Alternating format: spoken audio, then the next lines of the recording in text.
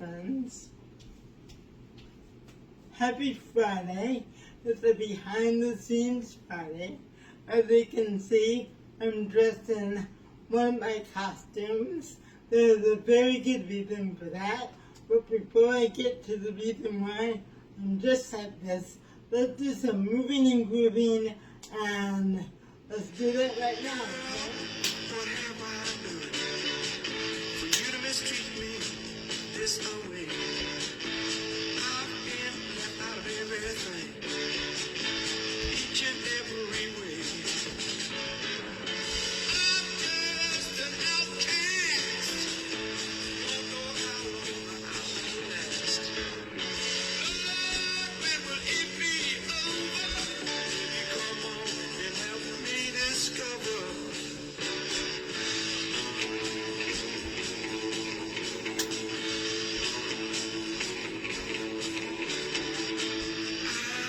Just a young man,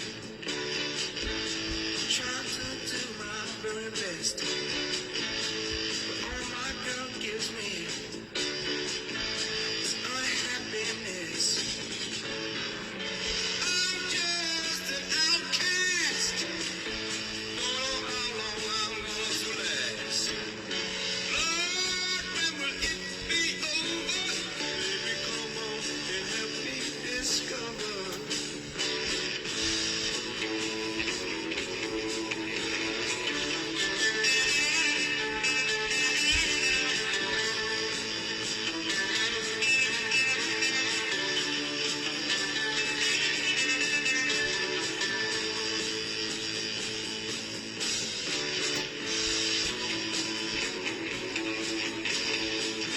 Alright, let's bring this to the start. Alright guys, good, and let's take a deep breath and blow it out. Another nice deep breath and blow it out. Good. That song was Outcast by the Animals, one of the great British band of the 60s. And the reason I played that is today we're behind the scenes. We're going to London, England. We're going to visit the Royal National Theatre, or the National Theatre, one of the premier theatres in London, England. You know, I love theatre, so anytime I get a chance to talk about it, I will. Today we're going to celebrate 50 years of costume and wig making.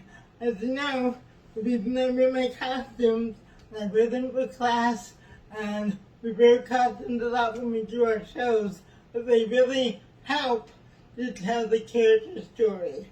So let's look at this wonderful video of costume and wig makers and at the National Theatre in London, England, and I will see you on the other side.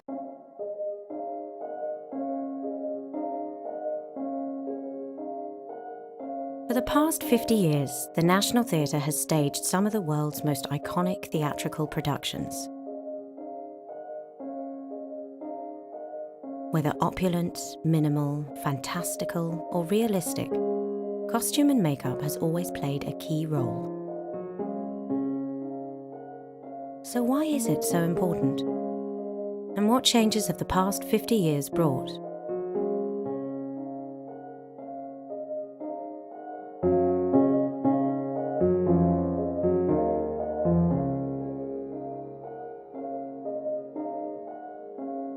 It's very, very important that the costume tells a story. It sustains the illusion of the world the play needs in order to work. Sometimes the set has to be more minimal than it used to be. So very much the costumes and the props are the things that have to tell the story about that character and the journey that that character has through the show. Well, theatre production is about, obviously, the illusion of a place, of a life, of a dream, of something that is get replicated every night on stage. In order to do so, we have to kind of transform or help the actor. That's why we use costume, we use lighting, and therefore we need to use wigs. The connection with costume obviously is very strong, mainly because the designer, 90% of the time, the designer that is designing the costume is also designing the wigs, hair and makeup. We have actors who play more than one character in a show. So for actually to, differentiate between those different characters that the person is playing, it's imperative really that that character is portrayed by a costume that tells part of that story. If you have to change from a character to character under 1 minute, the easiest way is to have 2 wigs with the different styles than trying to do a different style on your hair under a minute.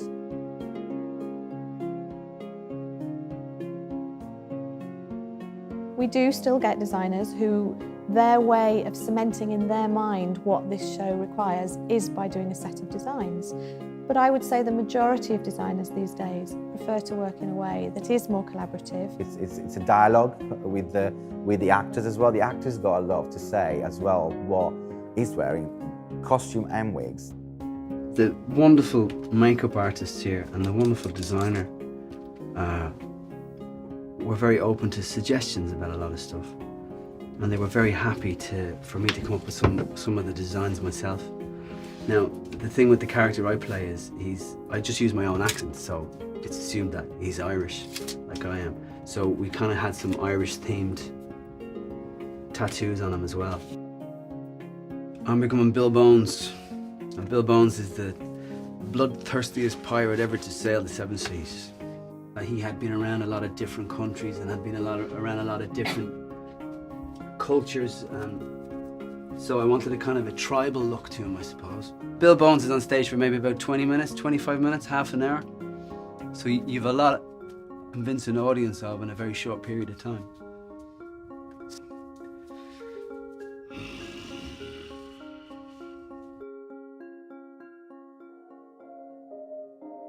And it's very much due to the creative team's influence as to how we might look at, say, a period play, as to whether we're trying to truly represent what absolutely would have been true to the period, making sure that as best we can, the lace, the accessories, the trim, everything was as accurate as we could.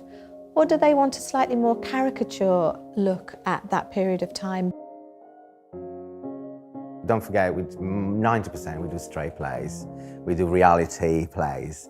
Therefore, what I'm creating is the realistic vision of that character.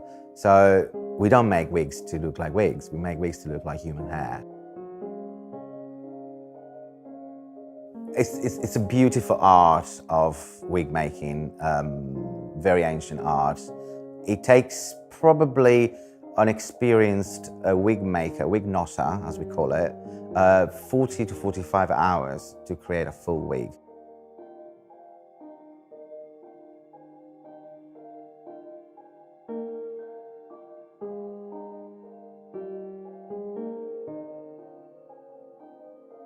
We have 3 theatre spaces here at the National, and each one brings its own challenges from a point of view of how we create the costumes. There is definitely a major difference the way you construct, the way you design wigs for a show in a big theatre like the Oliver or the Littleton, and a show with the intimacy of the Dorfman.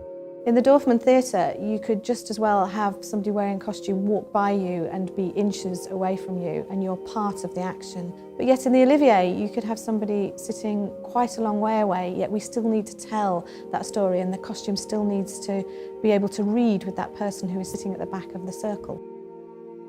And the additional challenge that's been put upon us over this last couple of years is NT Live. The way the NT Live affects my department is huge, because obviously we move in tools, we move in medium from a stage performance, we go to a recorded on high HD cameras, and the cameras go quite close, closer than what the audience will be on that particular night. And so we need to give to the audience also what they're expecting to see.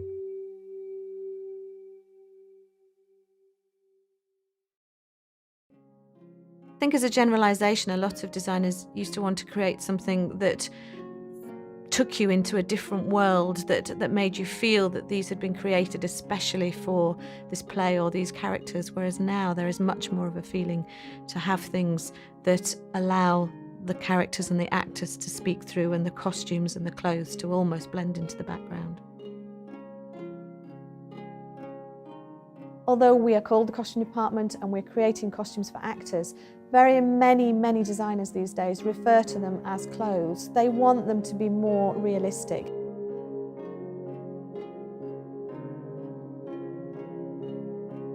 I think, you know, when you don't look back to just last year or the year before and you try and take a little slice of time that goes back 10 years or 20 years and something like that, then there are things that I think have played their part in moving things forward. I think Lycra is one of those things that, you know, we now can't imagine life without Lycra in all of our everyday lives, but certainly in costume, it has revolutionised the way that we work and the way that we can use fabrics and the way that we can utilise things. Can you imagine being somebody wearing a costume that they had to move in or dance in and it didn't have stretch in it, and it was, you know, a very restrained and tight thing, and how that must change your approach to how that you move, how you stand and everything else? One thing that hasn't changed over 50 years is that really silhouette is really important. It's the silhouette that tells you what period of time you are in. What's revealed by a costume is what level in society is this person? Is the neck high? Is the neck low? Is it tight-fitting? Is it loose-fitting? So, you know, very much silhouette tells a story. Over 50 years, the techniques have changed, the fashions have changed, and the audience expectations have changed. And although we respond to those changes, we can always lead the way as well in creating those changes. The basic essence of all of this is that we have to be able to tell the story with the costume. People have to know what the characters are trying to do. And that hasn't changed.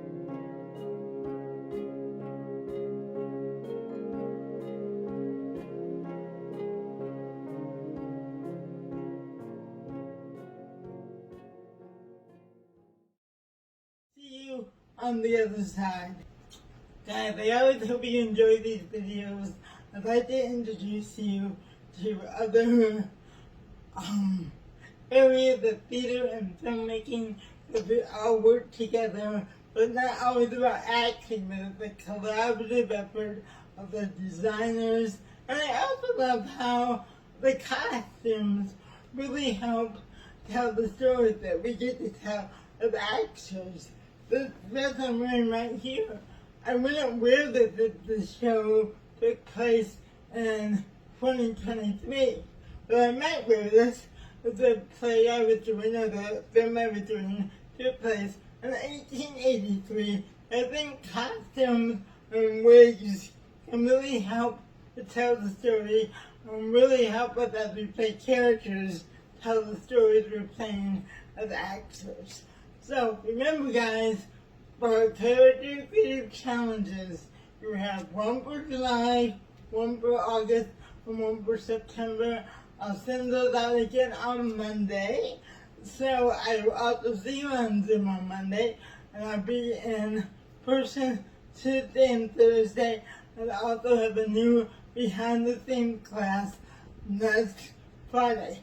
So, since we've been in London and doing the British, let's end it the way we begin it with another great classic British band from the 60s, The Who.